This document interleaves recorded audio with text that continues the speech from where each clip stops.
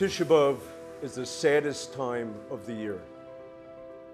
It's a day that we commemorate the destruction of both temples, as well as all the tragedy and suffering that we Jewish people have endured throughout the ages. One of the most notable restrictions of Tisha B'Av is that we do not wear leather shoes. Now, an objective bystander could perceive it as something comical when he sees all these Jewish men, women, and children wearing flip-flops and sandals, sneakers, and Crocs. But there's one thing that the objective bystander won't see.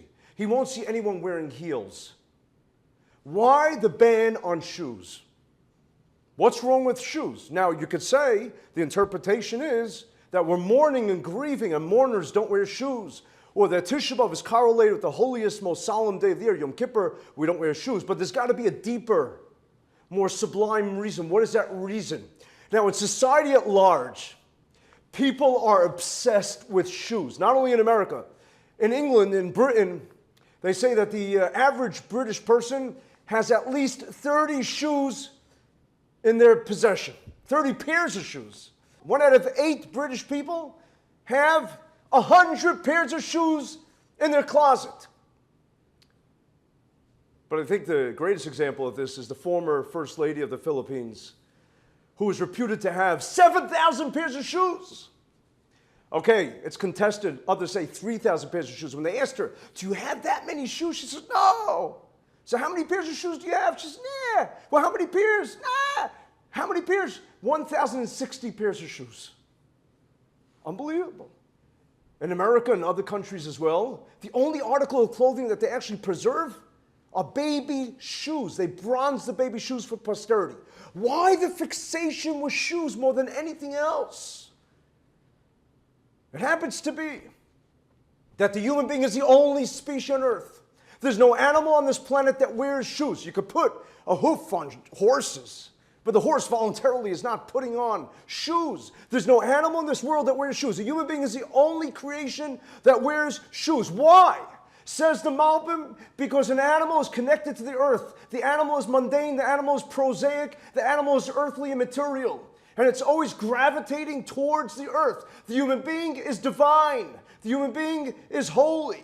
And therefore, the shoes are the barrier between the earth and the human being, to show that the human being is elevated, to distinguish and differentiate the human being from the animal.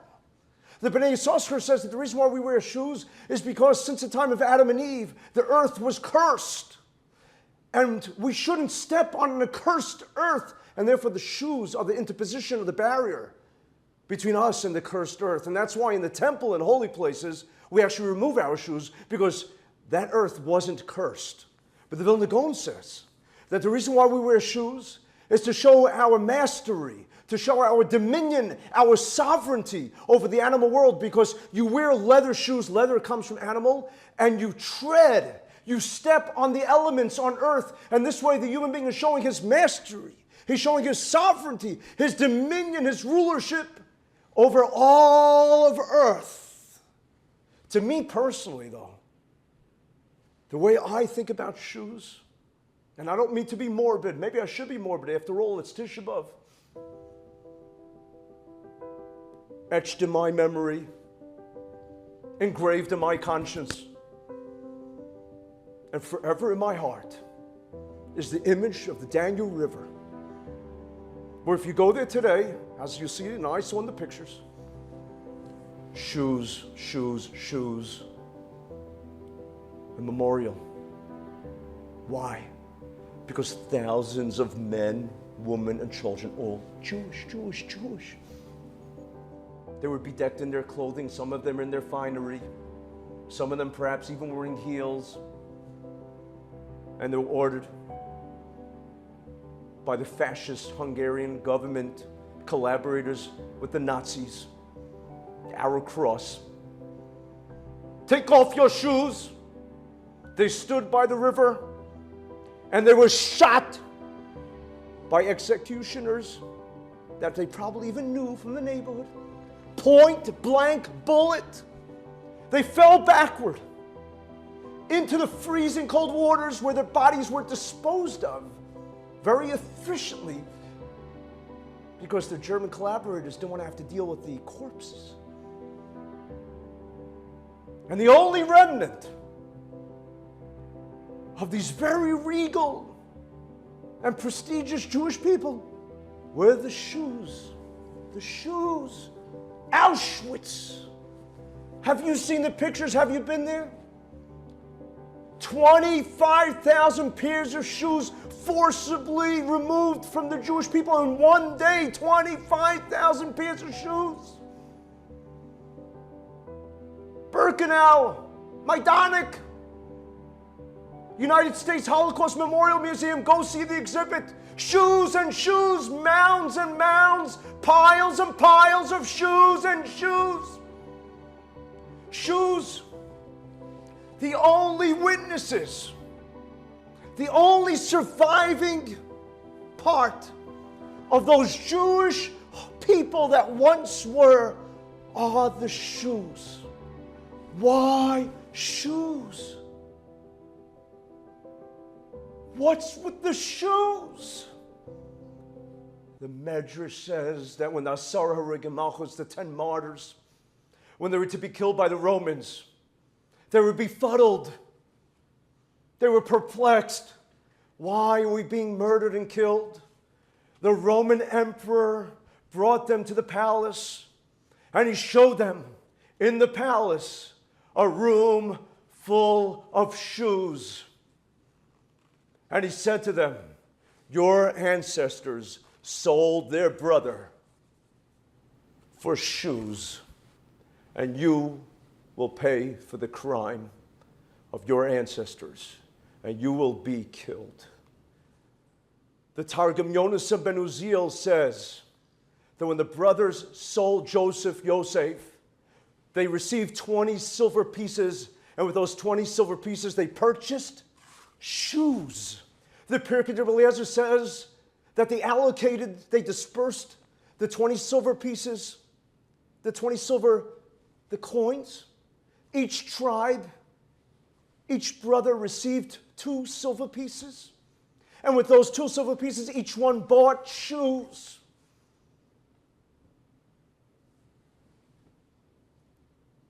They gave up their brother for shoes. The Nazis, they took our shoes because we took our brother's shoes. We dehumanized our brother, our ancestors. They took their brother and they debased him. The shoe in Tanakh, in the holy books, in the book of Ruth, the shoe represents something very prominent. It was used for transactions and even marriage. In the chalitza ceremony, the brother-in-law of the widow that refuses to marry her to perpetuate his dead brother's legacy. What's the ceremony entail? The widow takes off his shoe. And what is she saying metaphorically? She's saying, you were selfish. You don't deserve shoes. You're base. You're following instinct. You're not being humane. You're not caring about your dead brother. The shoe. 3,000 years after our ancestors sold their brother, the Nazis, in the 20th century, the most sophisticated people, the most cultured, educated, the people with etiquette and finesse, disproportionately doctorates, Nobel laureates, they did an industrialized, systematic, methodical murder. 1 out of every 3 Jews killed. And what's the witnesses? What's the survivor? Shoes. Because we still haven't learned our lesson. We're still dehumanizing our brother. We're still selling our brother. We're still making our brother subservient to us. As Yosef was sold into slavery. And we celebrated by purchasing shoes, which was a status symbol. And that's why on Tisha B'Av, we relinquish, we surrender, we remove our shoes. Because on Tisha B'Av, we're proclaiming, I don't want shoes. I will not repeat the mistake of dividing the Jewish nation, of discriminating against a brother, of hurting someone's feelings, of making someone feel bad, rejected, alienated. I will not make that mistake. I don't want the shoes. I want my brother. I want to embrace and not forsake. I want to love and not despise and hate. I want to unite and not fracture. I want to bring together Klal Yisrael finally to put aside our pettiness, our silliness, and to realize we're all or none. If we're not all, we are none. They eradicate us. They obliterate us. It's over. And that's the shoe. I'll tell you an incredible story. Rabbi Silverstein was giving a class to physicians, medical professionals. And after the class, after the shiur, a doctor came over to him clutching a child's siddur, a little prayer book. And he was clutching it for dear life. It was so precious to him. It was so beloved to him. But it was a strange sight for a grown man, a doctor, to be holding a little child's siddur. Rabbi Silverstein said, "Doctor, what does this mean to you? Why are you holding it?" He said, "Let me tell you why. He said, my wife and I, we suffered from infertility for many years. They said, biologically, it's impossible. You won't have a kid. We were despondent. We gave up on having a child. We decided to adopt a sweet little baby. This little baby grew up, and he was in pre-1A and 5 years old. They had a siddur party. He received his siddur, and he turned to me and said, Abba, Daddy, I'm so excited to have a siddur. And I said to him, why? Why? He said, because now I could daven, I could pray for a brother. I always wanted a little brother. I want a brother. And the doctor said it broke my heart because he never knew that he's not our natural biological child. He didn't know he's adopted. He didn't know we can't have children. And I just didn't have the heart to tell him, it's impossible for you to have a brother. Mommy can't have a baby. He said, I'm going to pray. I'm going to daven. The doctor turned to Rabbi Silverstein and he said, the reason why I'm holding this siddur is because it's the holiest prayer book in the world. It has my 5-year-old's tears. And you know, yesterday was his little brother's circumcision, bris milah, 9 months after the siddur party. Why don't we say, I want my brother. Let's pray for our brothers. I want my brother. I don't want shoes. I don't need 1,060 shoes like the former First Lady of the Philippines. I don't need 100 shoes like the British have. I want my brother. Here in BJX, it's all about welcoming. It's all about the love. It's about people coming, no matter their background, no matter what they've been through, no matter how many times they've been judged, no matter how many times they've been rejected, no matter how many times they were told no. Here they're told yes. Here they're told you're given a chance. You could do it. You're precious. We love you. You're ours. You're our brother and sister.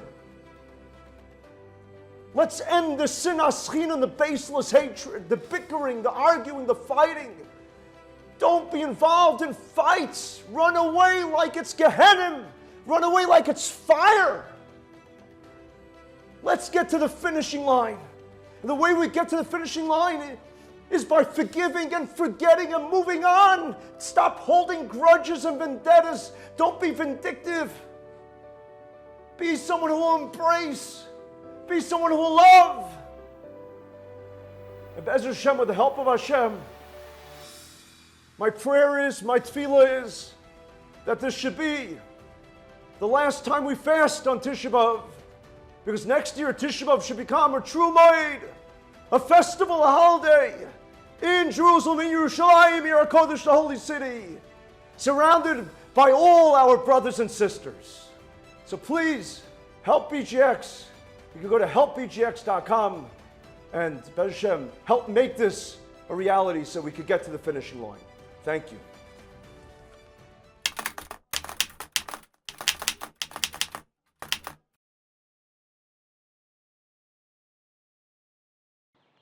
I love challah. I love like nice warm challah, like the baba ganoush. I think you can't go wrong with that.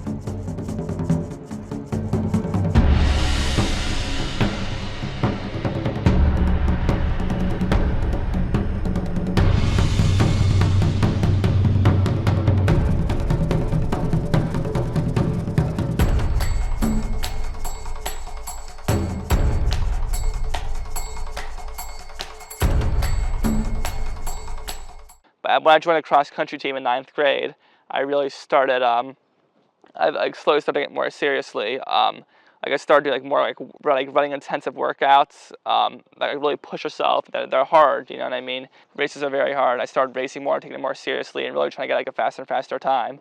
And so kind of has evolved, I guess, a lot for me over the ages. In some ways, it's like a competitive thing that you can you compete at to be the best you can be, and for glory in that way, to push yourself to try to find your limits.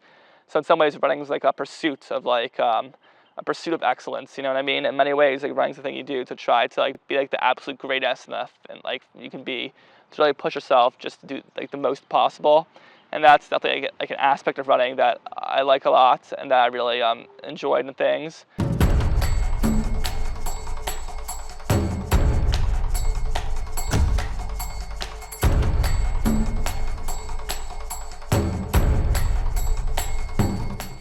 My dad's been in America for a few generations. That's his side of the family. My mom's from South Africa, and that's her side of the family. My dad was more Reform. My mom was, in South Africa, there wasn't really conservative, Orthodox Reform. It was just more more religious and less religious people. And so I guess Judaism, my family really followed my mom's side. And so we kind of grew up, I guess, mostly conservative. Around middle school, I started wanting to become more religious. It was a very gradual process. But I started wanting to become more religious and start keeping Shabbat. And I guess around that time, I started seeing oh, it's cool, I have friends who keep Shabbat and things like that.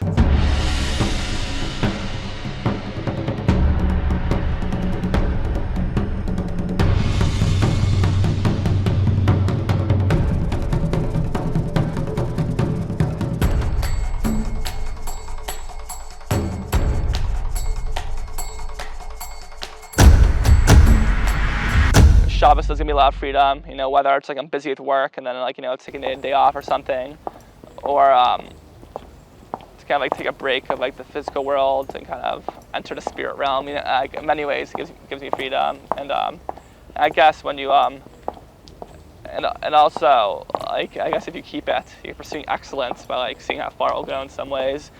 So I guess there definitely are a lot of similarities.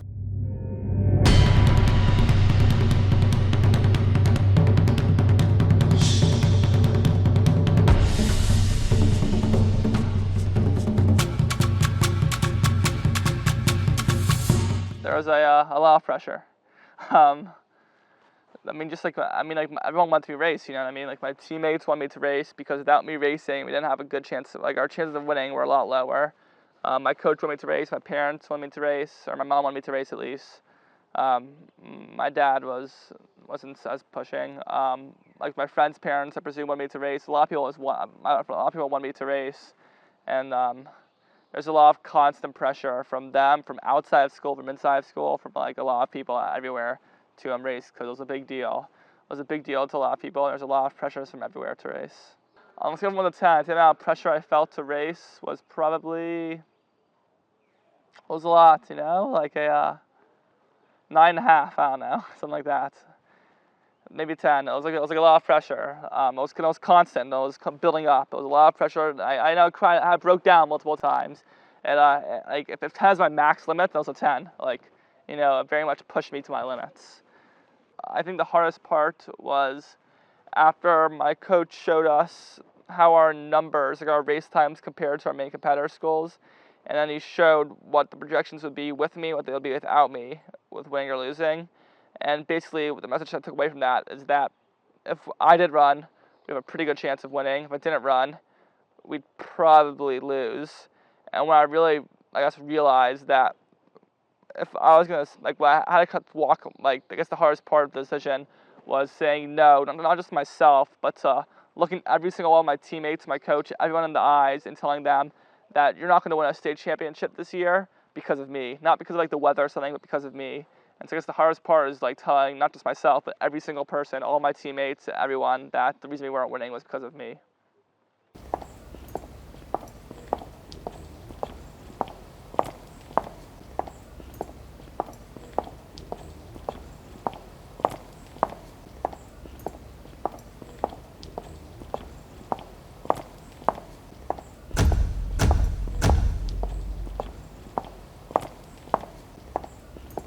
I didn't race on the state championship in Shabbos. It was a big deal in many ways because you really start training for the big race of the season.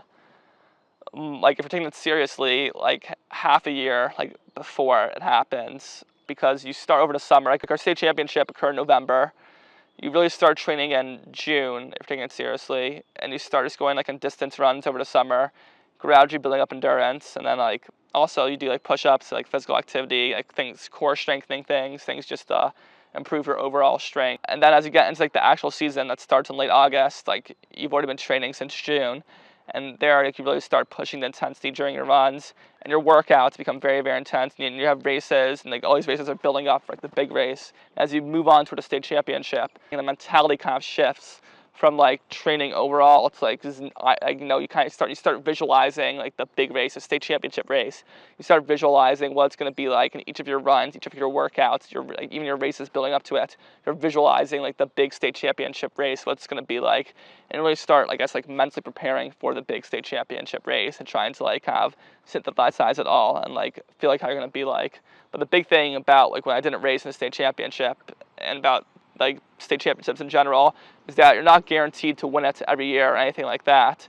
And so while you're training for a specific race, for the state championship race for us will occur formally about half a year before the actual race.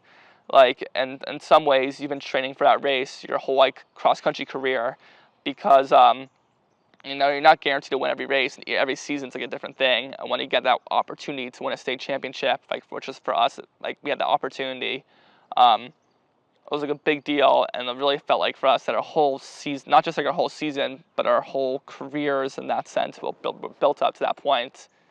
Because every year beforehand was kind of building up to that point. And so in some ways it starts a half year beforehand formally, but really in many ways it starts up to multiple years before the actual race.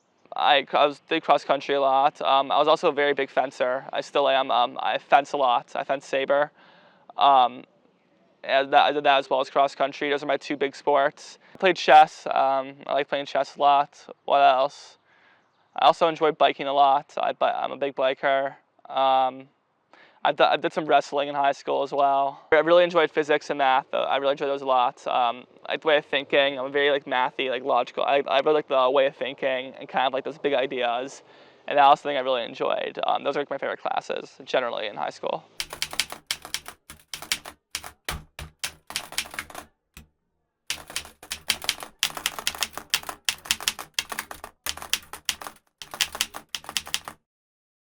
A lot of times people like describe Shabbos as like this glass vase. It's like a make or break deal. It's either together or it's like shattered. If you break it, you shatter it. It's broken. Shabbos isn't like that. It's not like one or the other. There's like a lot of I'd say the advice I would give is like do the small things. You know what I mean? Like the small things are the big things. I'd say like really focus on the small. Like try to do what you can, and don't think like, oh, I can't do this, so I can't do that. Don't be like, oh, don't be like, I have to drive I have to drive to band practice every Saturday at 3 p.m. so I can't keep off Shabbat. That's not true. Like there's always like something you can do, and so I'd say really focus on like what you can do, and focus on like the smaller things that you can accomplish. And by doing the smaller things are like their own like victories in their own rights, and also by doing the small things, you will eventually do the bigger things. But the small things are very important. I guess don't underestimate the power of doing like the little things in your life, because the little things are really the big things. I'd say if you try like to take a really big thing on, then like it's really hard to do it. But if you can like do small things, keep Shabbos. But whether it's like not using your phone for like on Friday nights, or whether it's like not writing or something like that, you can do like small things. Or whether like, you keep Shabbos between the hours of like 2 p.m. and 4 p.m. If you can do like small things, then they build up. Something's better than nothing. Just because you can't do anything doesn't mean you shouldn't do anything. I'd say there's the same in the Gemara. If you like reach, like if you someone who grabs anything grabs nothing.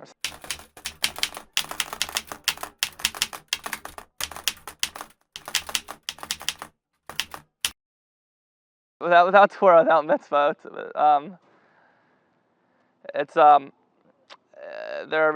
there's no like grander purpose of life. You know, we're all born, we're all gonna die. And actually, it's without that, like everything we do is going to the grave with us, and like if you want like a real like meaning out of life and something that's truly impactful and that's gonna stay for an infinite amount of time, and it's really to also develop a relationship with Hashem, who like stands beyond time, death, and everything.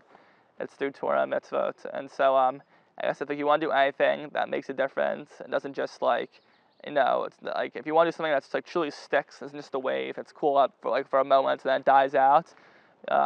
Yeah, that's like it's the Torah mitzvot. It's like the one true thing in this world that like withstands the test of time and like death and everything. It like truly like stands forever.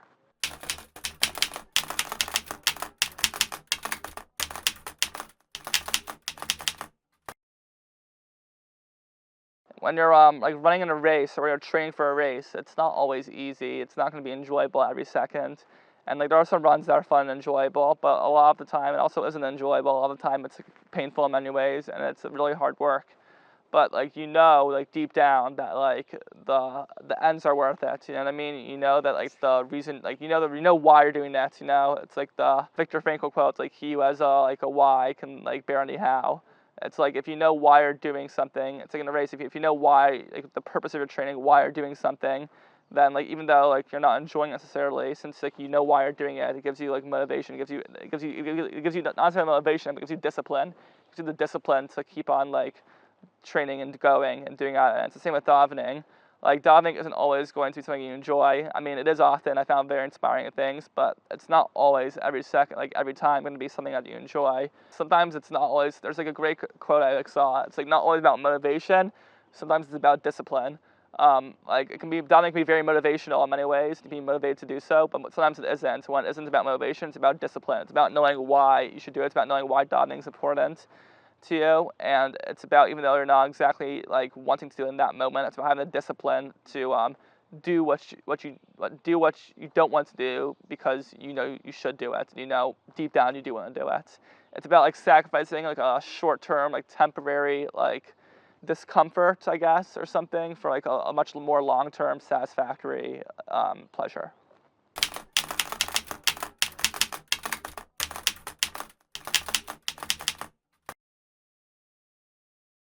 If you're like well-grounded, then you have strength. If you know why you're standing up for your convictions and you've convinced yourself and it makes sense to you, then it gives you the strength to like withstand like other challenges, because you know why like they're not worth like going at. Like why you know why it's not worth giving up on. Because Moshe like struck the cell at the rock. like water came out. It's like talking about like, well, it's like the imagery of that. It says like in tough times, and like when like a rock is like something that's like hard, and it's like a tough time, and like hard times comes like water, which is like salvation. So like times get tough, but like the true test of like someone's character is what you can do when like the times get hard. So I'd say, you know, there's water inside the rock. You know, like the times are hard, but like you're almost in salvation. There's like a quote from like Thomas Alva Edison, I think. It's like most people like give up. They don't realize how close they were to success. I'd say like you're almost there. You're almost there, and like the biggest growths come from the hardest times. So keep pushing, and you'll get like the biggest gain. Like just this whole like, I guess for me, I guess like the whole like, you know, ESPN, this and that came from it came from not racing. It became like one of the hardest moments of my life, and I guess like the most growth, like the biggest like rewards come from the hardest times.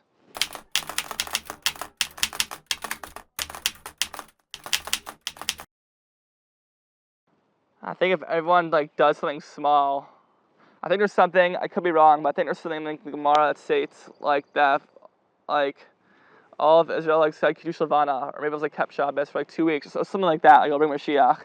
And like, if you think about it, it's not about like one person doing something big or everyone doing a big thing. It's everyone like doing their everyone doing a little bit, like their fair share. And I guess if everyone does a little bit, it's a lot, you know. If like on the individual level, if you like, doesn't mean you have to do something really big, but if you can focus on doing something small, that's like might be a little bit hard, but you know you can do it. And if you can like get those like small victories, then that ultimately means a lot. And yeah, that'll probably, if I had to guess, that'll probably bring Mashiach closer. I'd say something that can help us get to the finish line is not giving up. I think it happens to me like, in a lot of races as a metaphor, I guess, is that like a lot of times in races, like, oh, it's so hard, I want to stop, like, I don't want to keep on going, like, I just want to stop. And like, sometimes you like convince yourself, like, oh, maybe I should slow down a bit. But like, the reality is, once you cross the finish line, you'll like be breathing heavily, and then you'll start to cool down, and then like, within like another like 15-30 minutes, like, you won't be as tired, and like, within a few days, like, you won't be feeling the effects anymore. What won't stick is how like tough it felt during the race. But what will stick is like the results you got out of it. And so I'd say, while like during tough times, like you want to give up, but you have to realize that like what you're gonna remember from the tough times is you're not gonna like forever remember how tough they were, but rather you're gonna remember like what you did and just how much you pushed yourself. Like not how bad it felt, but just how much you pushed yourself and like how well you did. And so I'd say don't slow down, because when you get to the finish line, you'll regret taking. I mean, if you need to slow down, you can slow down. But when you get to don't do something you will regret later on. Because when you pass the finish line, you'll regret taking it easy. So I'd say do something during the race that you'd be proud of once you cross the finish line. I'd say, and I guess to make the metaphor, do something with your life that you'll be proud of, like once it's over.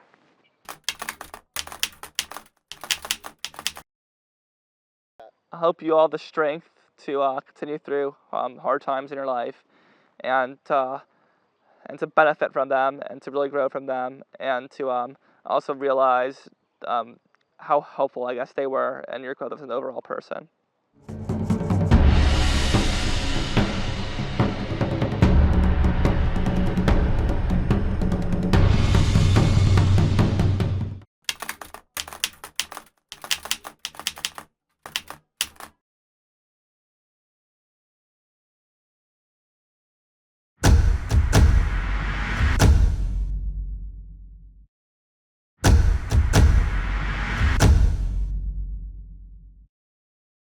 My name is Steven, and this was my first Shabbat, and my favorite thing about it was experiencing a new culture that I've never been directly a part of. It's just been in my heritage, and I've never really been able to experience it personally on a direct level with completely religious people, and it was just an amazing experience, and I learned a lot.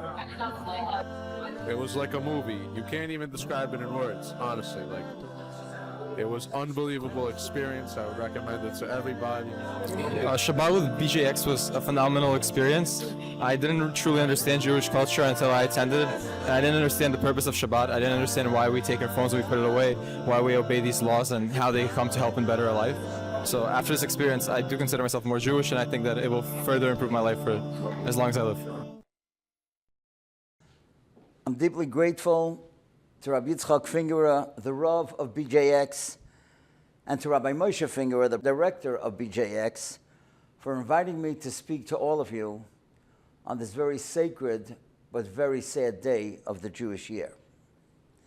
Every day, 3 times a day, when we pray the Shemona Esrei, we pray for Mashiach, for the Messiah to come, except we don't mention the word Mashiach.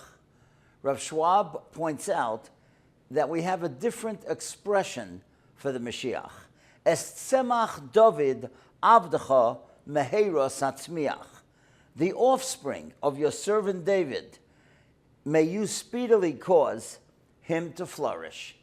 So Mashiach is called a sprout, an offspring. Why? Why don't we say the word Mashiach, but we call him an offspring, like a flower? And Rav Schwab says something brilliant.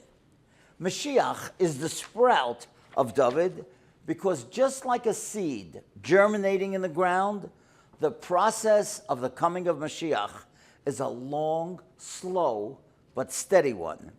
And just as a tiny seed gradually grows, bit by bit, until it breaks through the ground and develops into a fully grown tree, so too is the coming of Mashiach, an ongoing and slowly developing process which will not stop until the coming of Mashiach is a reality.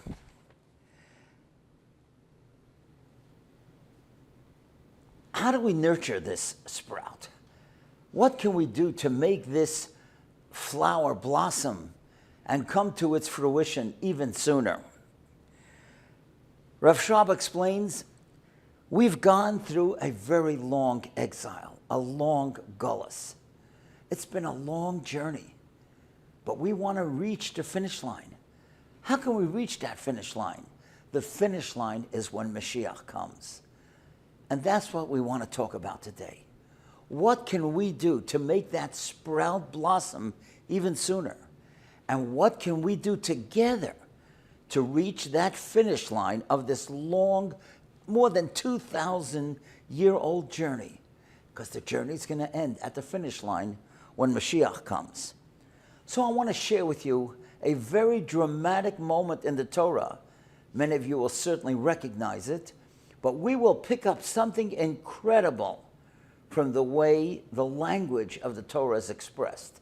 Because as all of you know, many words in the Torah have not only 1, but 2 and 3 different meanings. Let's watch this. We all remember Jacob sends his son down. He sends all his sons except one, Binyamin. He sends all his sons down to Joseph. He didn't realize that it's his son Yosef. He was the viceroy in Egypt and Mitzrayim, and that's where they were able to get the food. Yosef recognizes his brothers, and he says to them, after a discussion, you have one more brother at home. I want you to bring him here. And they are frightened because Yaakov was so upset all the years that he had already lost one son, Yosef. And now they're going to take the other son, Binyamin? And Yehuda says, I will be responsible. Don't worry, Father. I will be responsible. And he brings Binyamin down to Yosef. And there's a whole plan that Yosef makes up with the people, the officers of Mitzrayim, and somehow Binyamin is trapped. And now Binyamin has to stay with Yosef. And Yosef says, go ahead, guys. Go home to your father. Take the food. And Yehuda knows. He said he's going to be responsible. How's he going to go up to his father? Listen to what the Torah says. He says, Ki eich ela el ovi. How am I going to go up to my father? V'hanar eineno iti. And the child is not with me.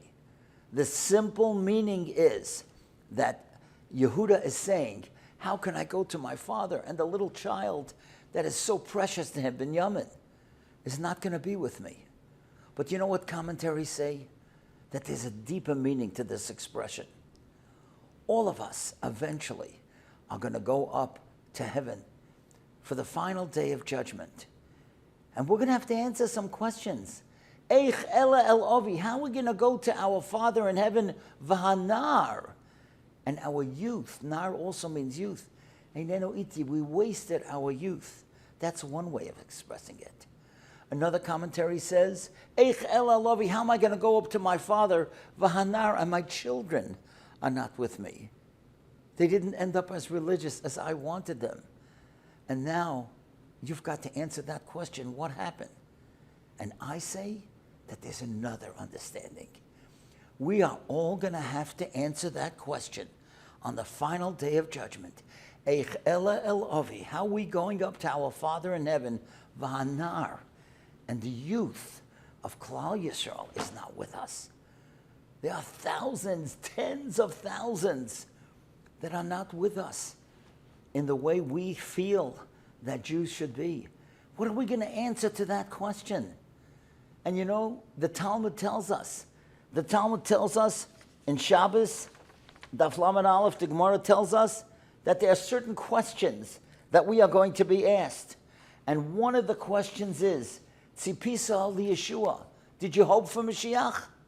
And now we're going to be asked another question also. How did we go up to our Father in heaven and the youth is not there? So in a sense, they're both connected. And I believe that if we begin to focus on a certain aspect of bringing back the children to Hashem, the children of Klal Yisrael, we can make it to that finish line.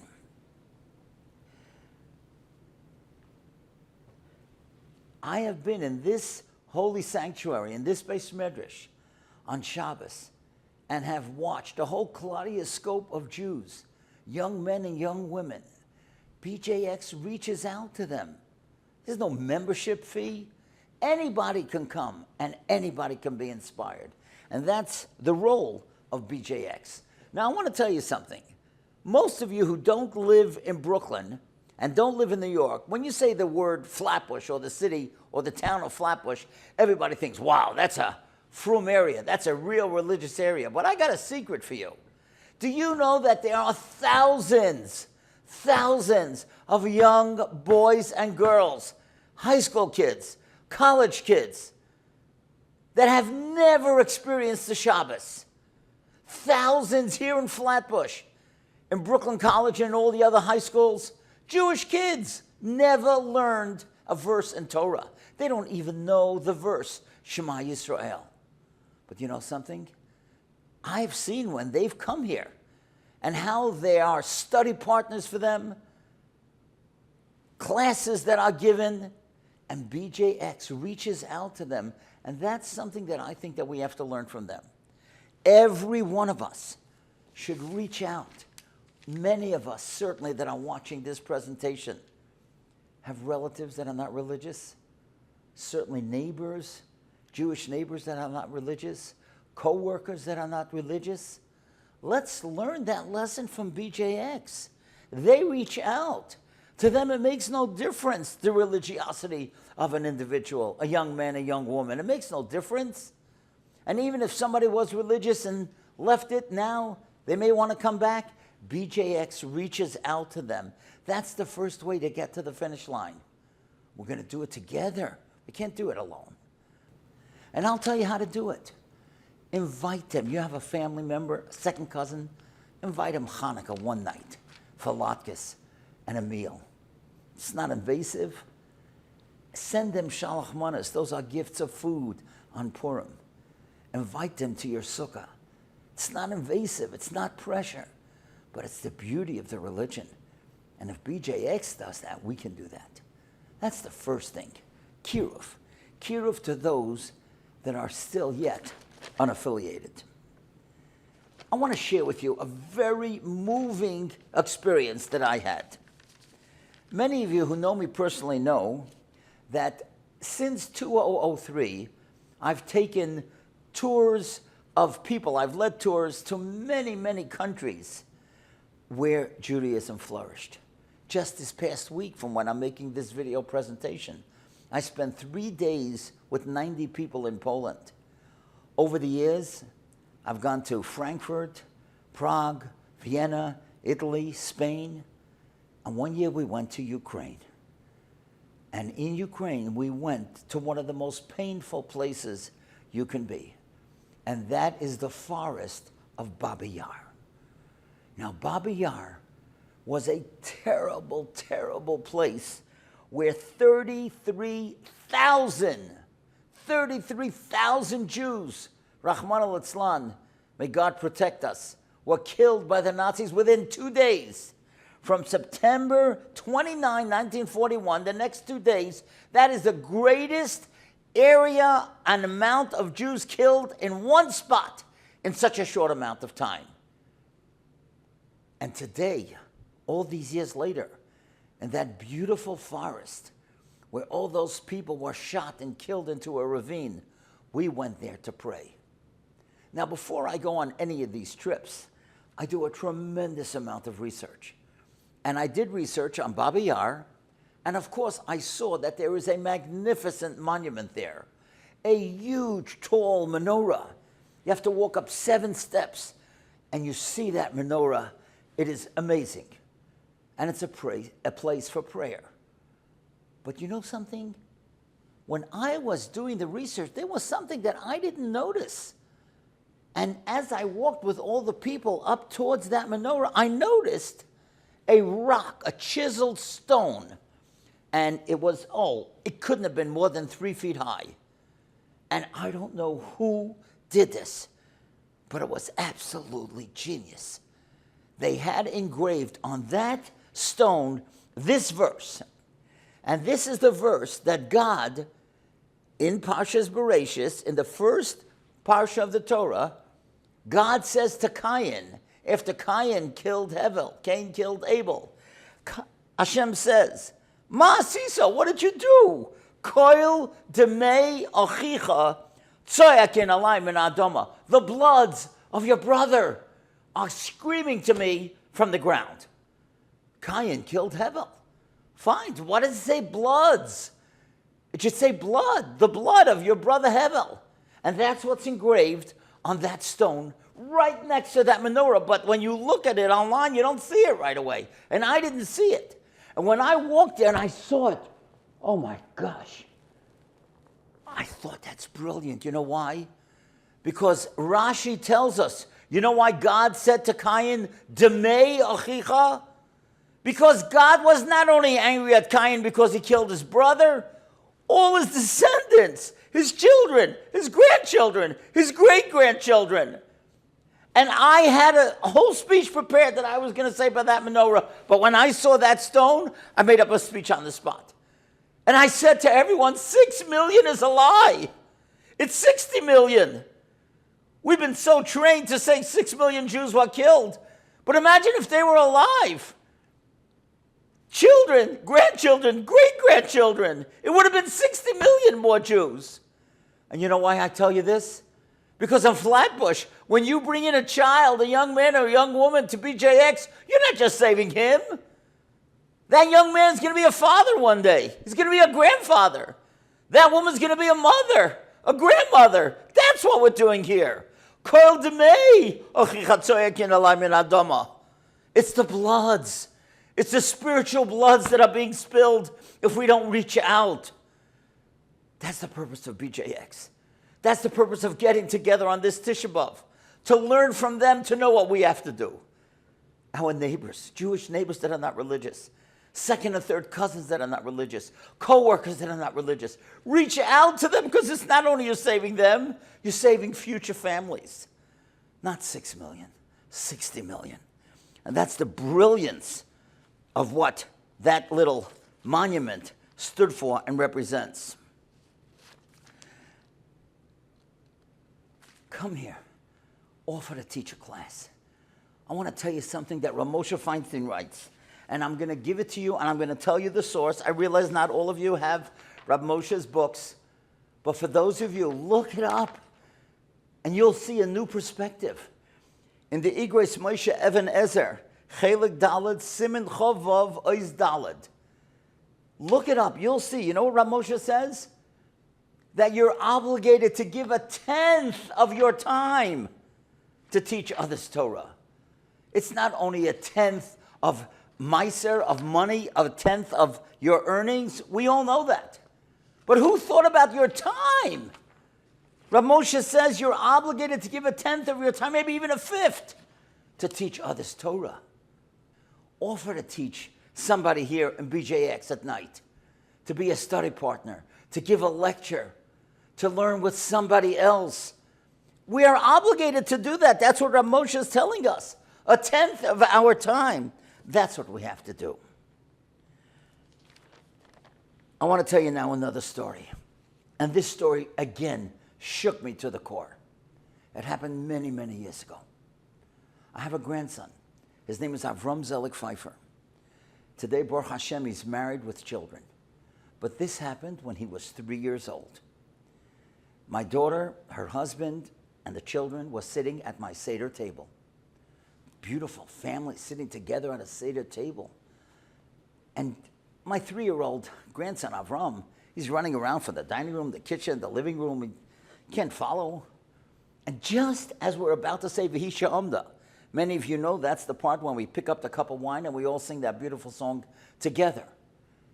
And the little boy comes over to me and he says, Zaidi, which means Grandpa, can I sit on your lap? Well, let me tell you something. When you'll be a Zaidi, or if you are, or a Bubby, and your grandson wants to sit on your lap, what's the question? So I'm a righty, so I picked up the cup of wine with my right hand, I picked up Avram with my left hand, then I put him on my lap. And we began singing V'hi She'amda. And then, when we began singing V'hi She'amda, suddenly I began crying. And people were looking at me, and it's like very embarrassing. You're crying, and this is a happy time. Why is somebody crying? And you know something? When you try to stop crying, you can't. And it was so embarrassing. I just kept on looking down. Everybody is singing. And we finished the song very quickly. And, I continued with the Seder. I didn't want to ruin the ambiance of the Seder. But I just want to tell you why I was crying.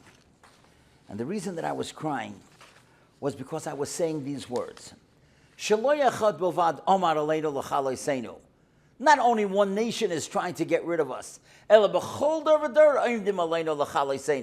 every generation, they're trying to get rid of us. And I was thinking, Hashem, isn't it enough? We've lost 6 million, or as we said, 60 million. We've lost over 25,000 Israelis. When does it end? When does it end? This poor kid and all the kids in his generation. The Balagot is telling us, in every generation, they're trying to get rid of us. After the Seder, everybody went upstairs. I took out every single Haggadah that I had. I had to get some consolation. I had to look at the commentaries and see, does somebody say anything that could console me and reassure me? And I found one of the Haggadahs that I had from a Sephardic giant, a Sephardic Gadol, the Chido, the Rabbi Chaim Yosef David Azaloi. And he asks a very interesting question. He says, what does the Baal Haggadah mean? Not in every generation where they're trying to kill us. Jews have thrived in many countries for hundreds of years. Let's face it, even here in America, we have yeshivas and kollels and Beis Yaakovs and tremendous Torah institutions. They're not trying to kill us. In Poland, Jews lived, okay, it's true, it ended at the end in 1939, but for hundreds of years, Jews thrived there and in other countries. So what does the Baal Haggadah mean? In every generation, they're trying to get rid of us. And he gives a fabulous answer. He says, it's not the sword, it's the smile. Of course, we have so many countries where Jews were killed by the sword. And of course, they were wiped out. But you know something? Where there is the smile, like in America, where Jews can exist freely. Oh, that's when they get rid of us, through assimilation. And then I was thinking, okay, that hopefully we can deal with. That's what the Baal Haggadah is telling us. In every generation, they're trying to get rid of us, sometimes with the sword, sometimes with the smile. But be aware. Make your children aware. Now, I want to tell you what happened 2 days later after that incident. I am a male, as many of you know. I do circumcisions. and I was asked to go to do a bris in Suffolk County in a place called Mount Sinai, of all places. The father was not Jewish, a non-Jew, a guy by the name of Napolitano. He was married to a Jewish girl. They met in college someplace. So I did the bris because the grandparents, of course, the baby's Jewish, the mother's Jewish. And after the bris, I turn around on the table. I wish I would have had a camera. You know what was on that table? A box of Horowitz margaret and matzahs. Right next to it was a bowl of bagels. Right next to the bowl of bagels was a meat platter, and right next to the meat platter was a cheese platter. Every avera that you could think of. Chametz, matzah, meat, milk, all together. What does God say about a bris like this? How did this happen? What does Eliyahu Hanavi say about the bris like this? You know why it happened? Because of the smile. That's what the Baal HaGod is telling us. Be careful.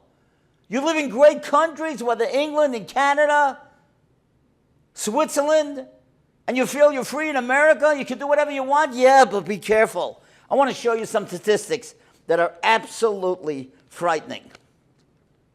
There are such terrible levels of assimilation among non-Orthodox Jews. 72% of Jews intermarry. That's not because of the sword. That's because of the smile. 72% of non-Orthodox Jews intermarry. There are 16 million Jews in the world. 2.2 million of them are Orthodox. That's only 12%. That means 88% of Jews are not affiliated properly. 88% of Jews. Could you imagine how painful that is to our Father in heaven? A father has so many children that 88% of them don't even know who he is, don't know how to relate to him. Imagine the pain that Hashem has. What do we do about this? How are we going to reach them? How are we going to reach all these unaffiliated Jews? I'll tell you. Do you know there's a story in the Torah where Yaakov had to run away from his brother Esau? Jacob had to run away from Esau. And he comes to a place where there are many shepherds and sheep. And the Torah tells us something interesting. Watch what Rabbi Yaakov picks up. One word.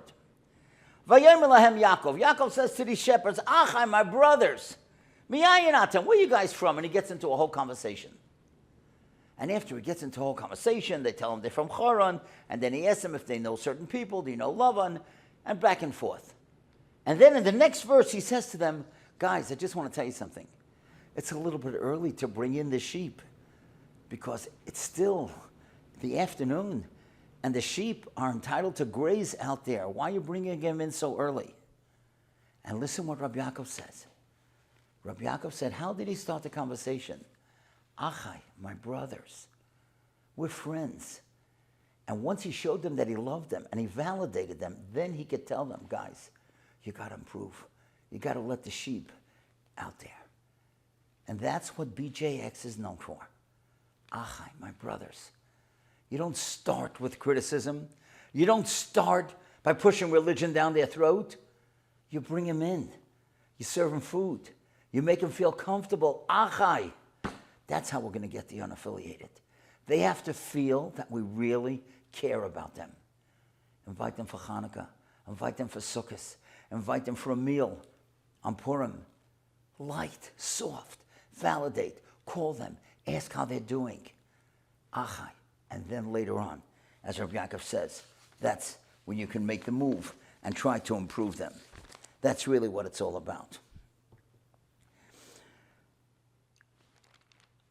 You know, the Gemara tells us in Yuma, very famous Gemara, why was the second Beis HaMikdash destroyed?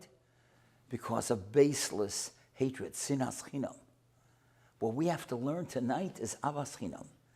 And if somebody looks different than you, dresses different, comes from a different background, doesn't have the same level of religiosity, he's still a brother. She's still a sister. That's how we're going to reach them. Achai. If you love them and they feel that you recognize them, and they feel that you feel they're part of our nation, then we can reach them. But I want to tell you another thing. I believe Kiruv is not only for people that are not religious. You can be makarev, you can bring closer even those that are religious. You know, the Torah tells us, Ki yeh b'cha evyon, if there'll be among you a poor person. And the Orach Chaim says, what does it mean among you? It should say if there's a poor person out there. Why does it say within you if there's somebody within you? You know why? He says, you know why God makes poor people? You wouldn't believe this. Because of you. Because life is a test. And God is testing you. Are you going to reach out to that poor person? Ki yeh b'cha, within you. Take a look at within your heart. Don't harden your heart. And you know what that teaches me? There's not only poverty in food and in money. There's poverty. Some people don't have religion, it's true, but some people don't have happiness. And you're being tested. If there's amongst you in your synagogue somebody that's so sad. A rabbi told me recently, it's unbelievable, it's so painful. He said, a rabbi came over to me, he said, Rabbi, I've been davening in a certain shul. I've been divorced 5 months. Not once in these 5 months did anybody invite me for a Shabbos meal. That's awful. He's a religious guy, but he needs kiruv because he's not happy. And we all know people that are going through difficult times. You know how many single mothers have told me and cried to me, our sons don't go to shul on Shabbos. They have nobody to go to shul with. I can't take them. I've got other young kids at home. Why doesn't somebody in the shul think about going to this woman's house and say, here, let me take your son. He'll sit next to me in shul. They're religious people, but they need kiruv. That's Ahavas Yisroel. That's Ahavas Chinam. You don't really know them. You don't owe them. But they're our brothers and sisters. You know what widows once told me? You know what the saddest night of the year for a widow is? You wouldn't believe. Hanukkah. You know what it is for a widow to light candles alone on Hanukkah? Hanukkah is such a beautiful time. When the kids come, a spouse and a husband and a wife, they light candles together. She's got to light candles alone. Think about that before this coming Hanukkah. Invite a widow to your home for a meal and to light candles, or you send your kids to light candles in their home. And I'll tell you another thing.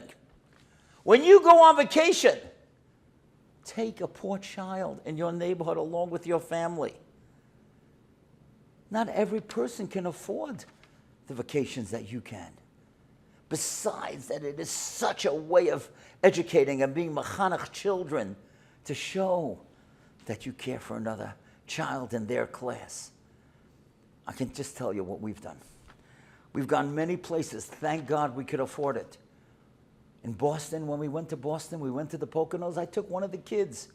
Sometimes a boy in my son's class, sometimes a girl in my daughter's class, but we took them along. I have certain family members, I know they couldn't afford. We were going to Switzerland. We took them. I know you're not going to believe this, but I actually went over the border from Switzerland to Italy, and I actually did paragliding. Now, I wouldn't even think of doing it today. But I actually jumped off a mountain, 2 mountains, and a guy was holding on to me, and I did paragliding. And my nephew came right with me. I knew he couldn't afford doing it.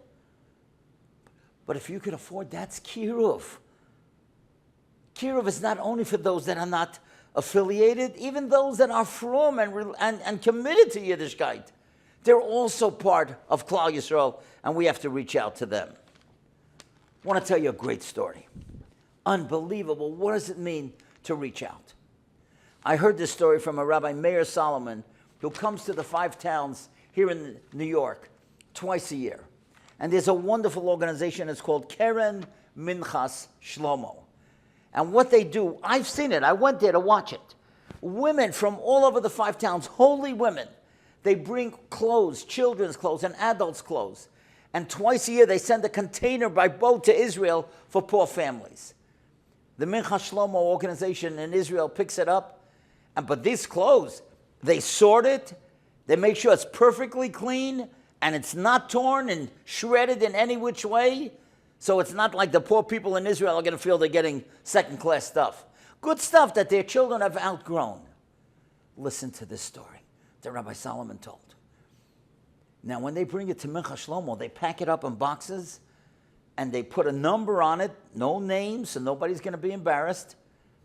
And you come to the office, a woman or a man, or it's usually women, they come to the office, and they're given a certain number. They go on Rehov Shmuel Hanavi, and there's a whole line of boxes, and you pick out your number.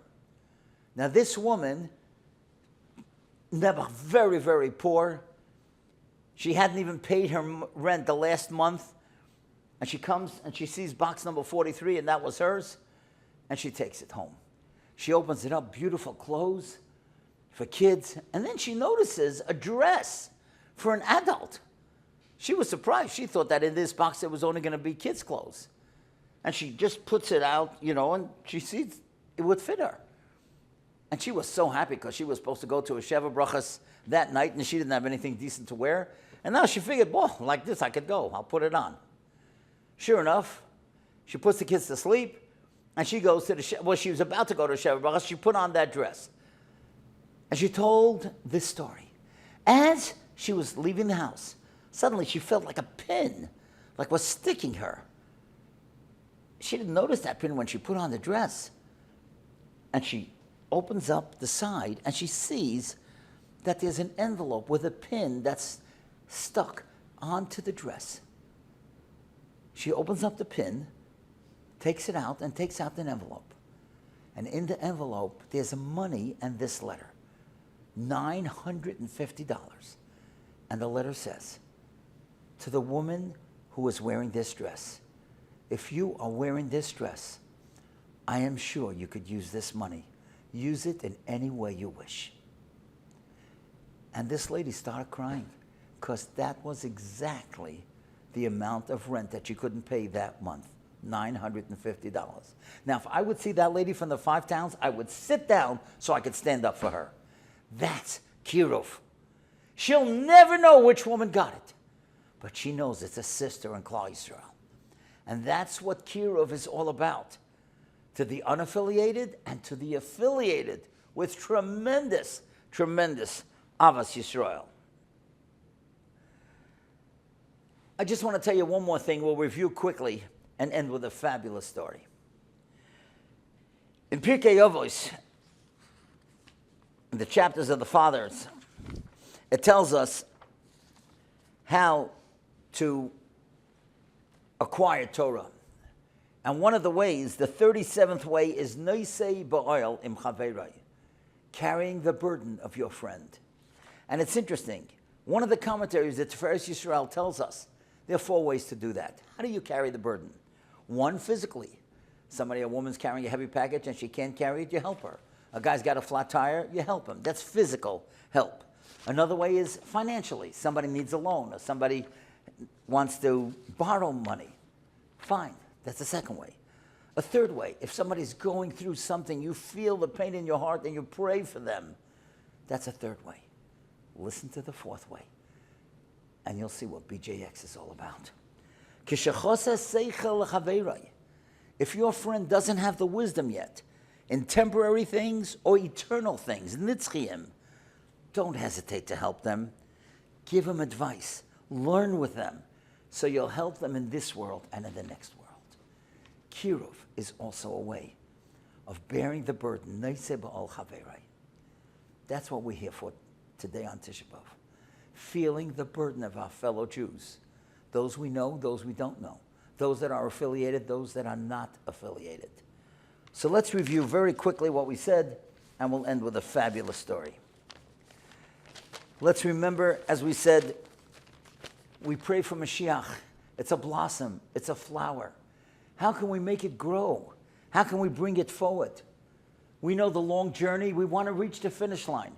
We want to get there together with Mashiach because that's the end of the journey. What do? Well, Eich El Alavi. How are we going to go to our Father in heaven and answer we didn't do anything for our children, the children of Klal Yisrael? Let's learn from BJX. Let's reach out and teach. Rav Moshe told us we got to give 10% of our time. Whether you support BJX financially or you come to this holy base medrash to learn with someone, men with men, women with women, that's really what it's all about. Because many of them never experienced the Shabbos, never learned the Pasuk, never learned any Torah, don't even know what Shema Yisrael is all about. Let's remember at Baba Yar that verse that God said to Cain, Kol demei achicha, the bloods of your brother. Because Hevel now would not have children and grandchildren and great-grandchildren.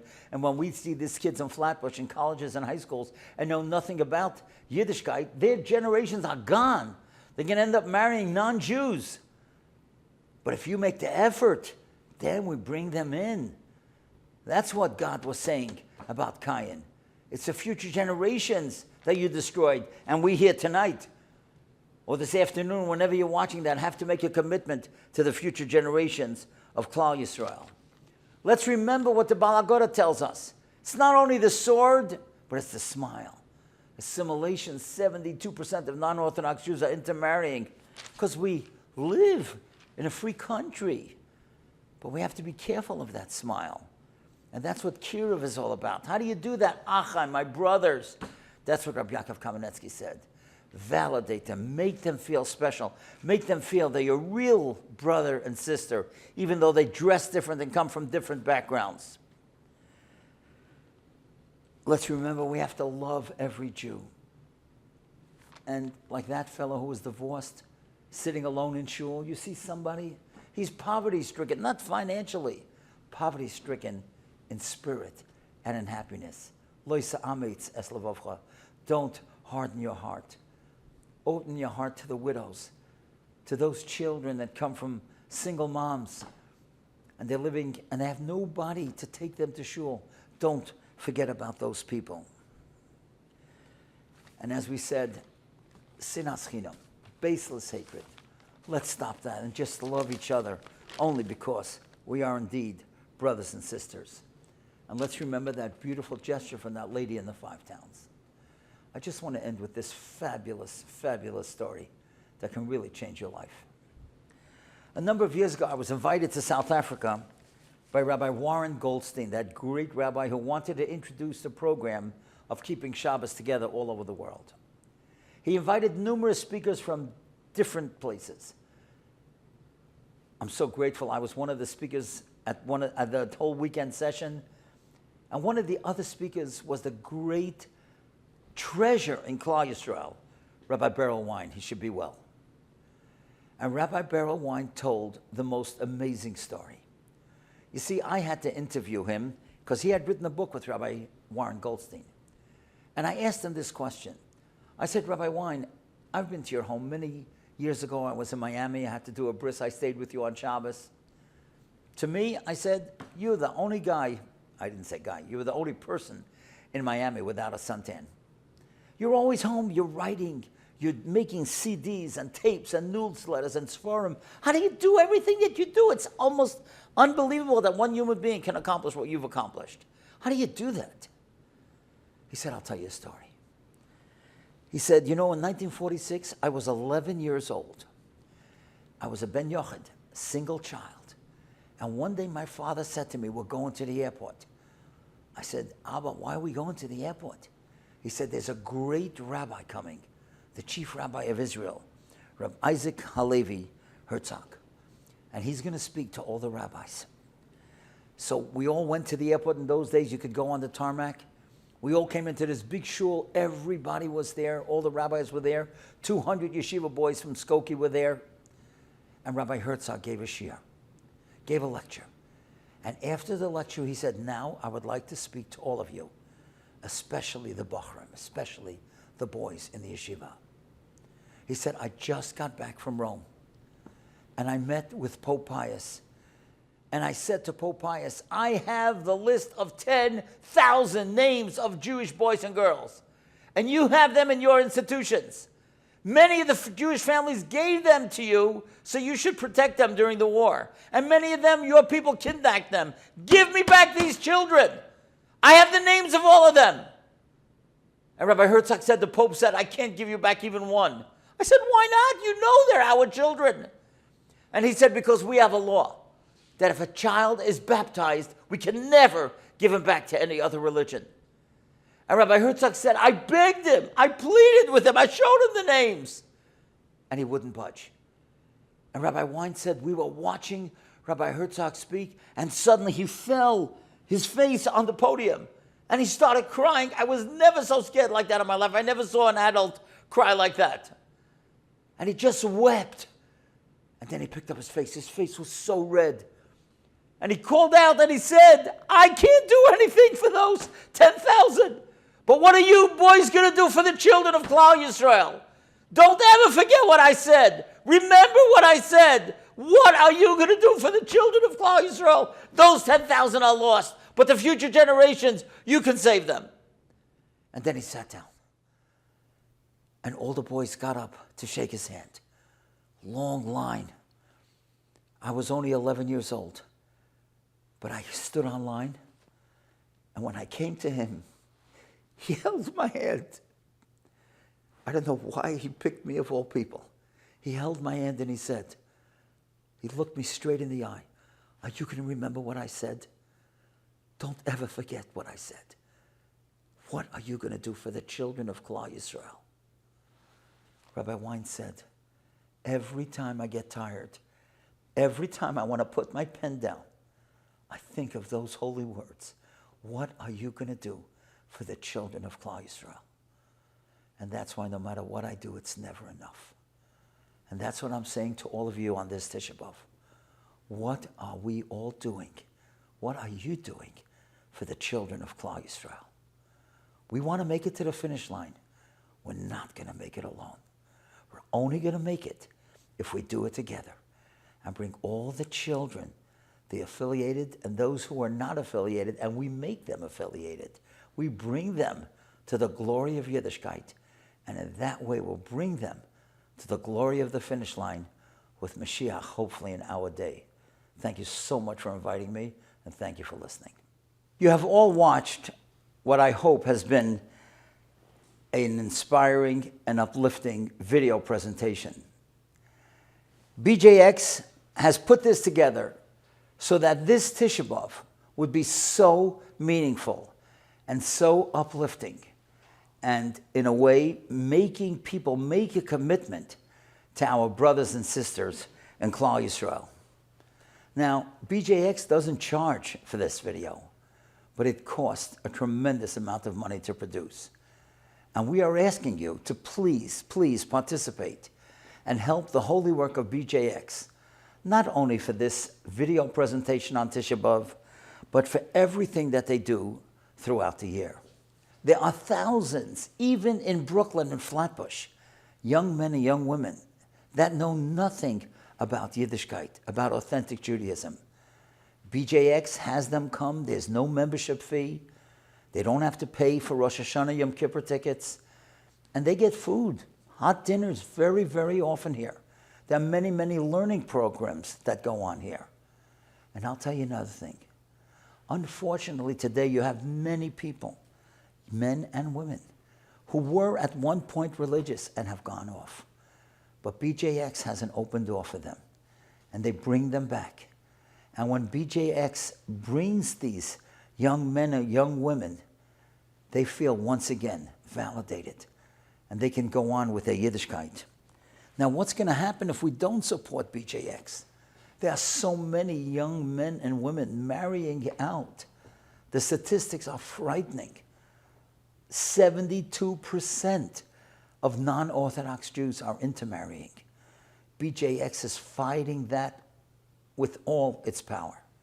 Please, try to see if you can make a monthly donation of $36. Go to the website, helpbjx.com. Helpbjx.com. If you donate, you're not only saving the children, but their children and grandchildren and great-grandchildren. We can connect and help thousands reconnect to their Jewish roots and see the sacred link from Sinai all the way till today.